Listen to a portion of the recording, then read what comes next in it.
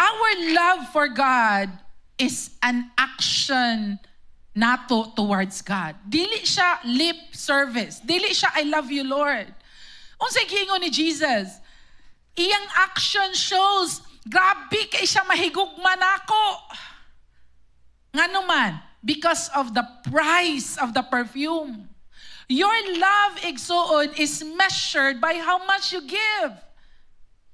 You cannot love without giving. You can give without loving. Pwede naman ka mo hatag, way gugma apel, right?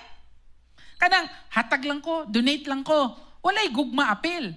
Pero kung nahigugma ka, you're willing to give your very best. And if nahigugma ka ni Jesus today, igsoon, dili yun na magsilbi, nga dili ka mo hatag sa imong pinaka-best.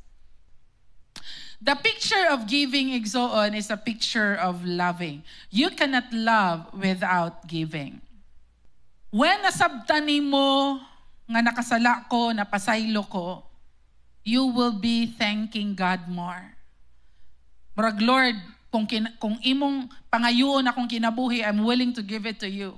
Nga naman, because ang thanksgiving di ay flows from forgiveness.